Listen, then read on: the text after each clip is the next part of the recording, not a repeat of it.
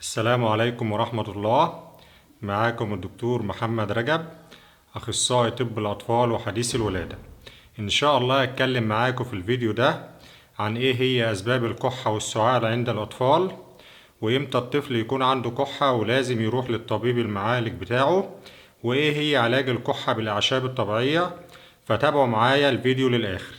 أولا، الكحة أو السعال ده رد فعل طبيعي من الجهاز التنفسي لو في أي مشكلة في الجهاز التنفسي.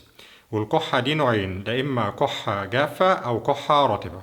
فهنبدأ الأول نجاوب على الجزء الأول، إيه هي أسباب الكحة أو السعال عند الأطفال. أولا، ممكن يكون السبب ده مشكلة في الجهاز التنفسي العلوي، ممكن يكون مشكلة في الجيوب الأنفية أو حساسية في الجيوب الأنفية، ممكن يكون السبب ده احتقان في اللوز أو حاجة اسمها بوست نيزل ديسشارج، يعني يكون في بلغم أو إفراز أو مخاط من الأنف بينزل على اللوز وينزل يعمل لي كحة. ممكن يكون السبب دوت التهابات في القصبة الهوائية، ممكن يكون السبب ده التهاب رئوي، ممكن يكون السبب ده مشكلة في المريء أو ارتجاع في المريء، في حاجة من المعدة بتطلع لفوق فيسبب لي كحة. ممكن يكون السبب دوت مشكلة حساسية في الصدر أو الربو. ممكن يكون السبب اللي عامل لي الكحة ده إن الطفل بلع حاجة غريبة، سواء الحاجة الغريبة دوت حاجة ميتال، يعني حاجة مثلا زي جنيه أو دبوس أو حاجة أو زرار مثلا الطفل بلعه فيسبب لي كحة. ممكن يكون سبب الكحة ده إن الطفل شم أي غازات غريبة، ديت الأسباب اللي تخلي الطفل عنده كحة. طيب، امتى الطفل يكون عنده كحة ولازم تروح تزور الطبيب؟ ما ينفعش ان احنا نعالج الكحة في البيت. مثلا لو الطفل معاه كحة والطفل اقل من 3 شهور، لا لازم تروح تزور الطبيب بتاعك.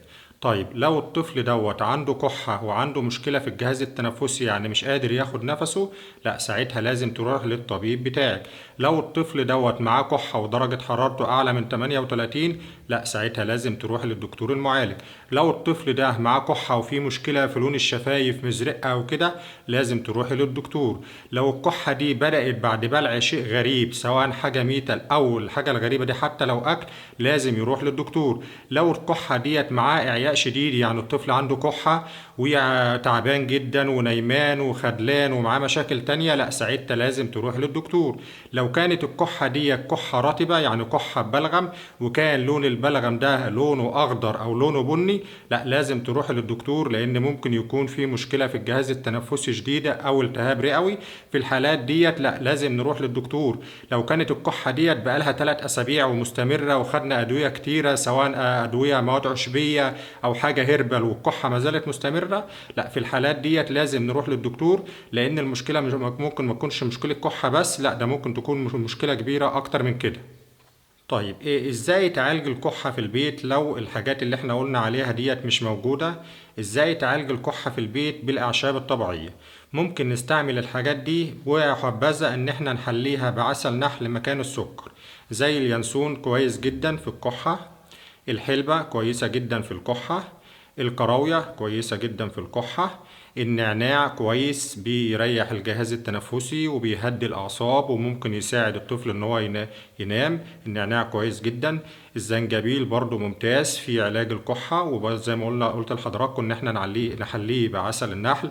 ورق الجوافة ممتاز جدا برضو في الكحة. ان احنا نستعمل الحاجات ديت ونخليها زي ما قلت لحضراتكم بعسل نحل مكان السكر. فيتامين سي كويس، البرتقال، الجوافة، الاستفندي، الحاجات دي كويسة مع الكحة، بتقوي المناعة وتساعد ان الكحة تهدى.